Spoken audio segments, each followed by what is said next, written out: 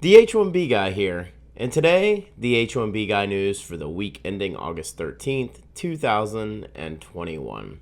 Today I'll cover demand on talent continues to grow, immigration reform earmarked in budget resolution, and legal U.S. immigration is a mess.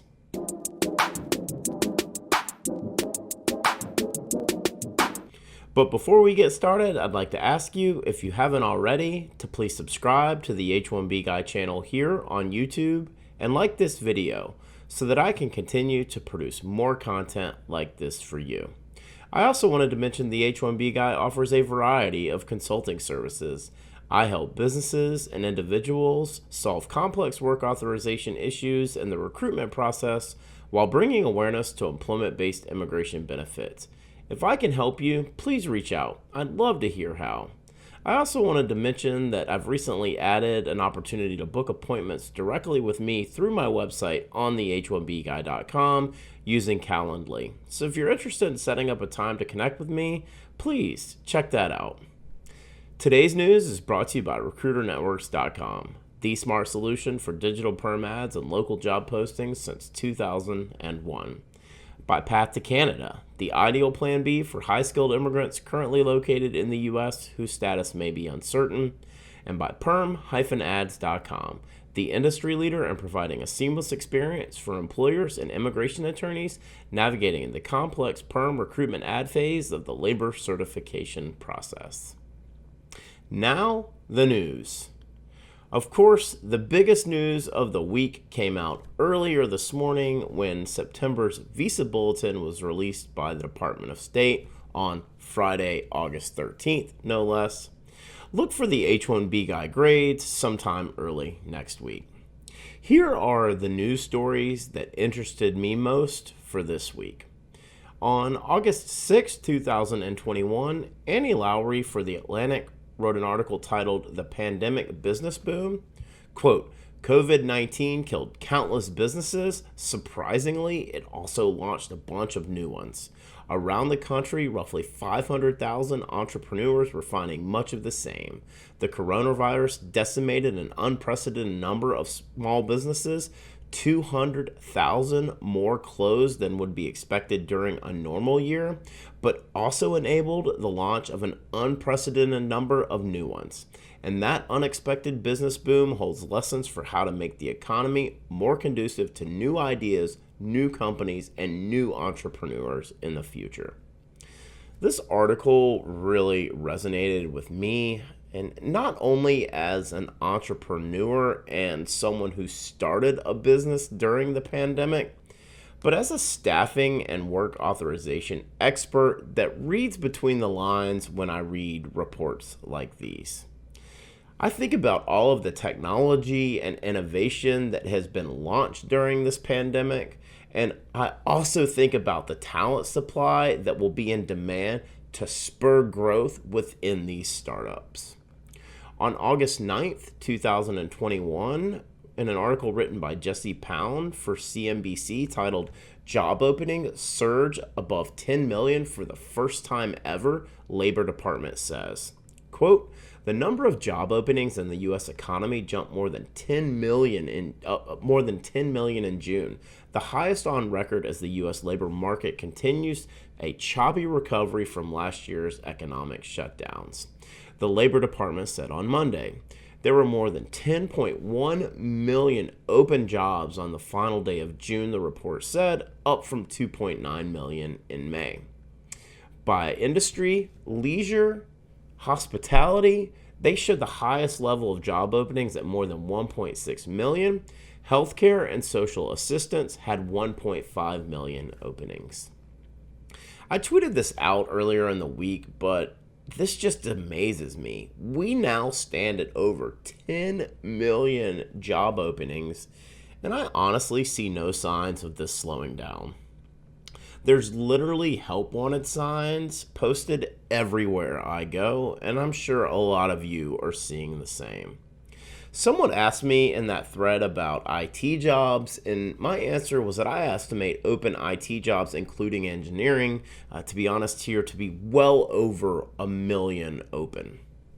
How long are we going to continue to suppress the talent pipeline until we realize our restrictions on immigration are leading down a very dark path as it relates to our ability to fulfill these job openings? On August 11th, 2021, a press release for TechServe Alliance titled "Good News, Bad News. IT employment posts gains for 12th consecutive month as lack of supply slows rate of growth." Quote, "In July, IT employment increased by 0.09% to 5,369,700 jobs, according to TechServe Alliance, the National Trade Association of IT engineering, staffing, and solutions industry. On a year-over-year basis, IT employment has increased by 4.91% since July 2020, adding 251,300 IT workers. Engineering employment grew by 0.24% sequentially to 2,618,500. On a year-over-year basis, engineering employment increased by 3.11% since July 2020, adding 79,000 engineering workers. The talent supply challenge is very real. While the shortage of workers is a new development for many labor categories in IT, it has been a crisis in the making for years. Given the supply side challenge, I anticipate we'll continue to see anemic growth rates for the foreseeable despite very strong demand, said Mark Roberts, CEO of TechServe Alliance. I also tweeted this out this week too, where I said this is not a good thing when the words shortage, crisis, and anemic are used to describe the talent supply challenge currently facing U.S. IT and engineering labor markets concerning job growth. This only continues the narrative of what I've been talking about for anyone who will listen to me. The war on human capital for high-skilled immigrants is here and now. From my perspective, it is a war we are starting to lose. Just ask any line manager in IT or engineering with an open position right now how difficult it is to find the right candidate. On August 11th, 2021, written by Dana Farrington and Barbara Sprunt for NPR, titled "Here's What's in the Democrats' $3.5 trillion budget resolution." Quote, $107 billion toward lawful permanent status of qualified immigrants, border security measures earmarked for the Judiciary Committee. The budget was approved, and there is now $107 billion earmarked for immigration. What that means and how it will be designated is really anyone's guess. What we do know is that it won't be until September 15th that we find out who, what, and how these billions upon billions of dollars will be designated for immigration reform. If you're someone who's hoping to be included, now is your time. You have 30 days to have your voice heard. August 12th, 2021, written by Nicole Howlett for The Hill, titled "Dysfunctional Doesn't Begin to Describe Our Immigration Bureaucracy."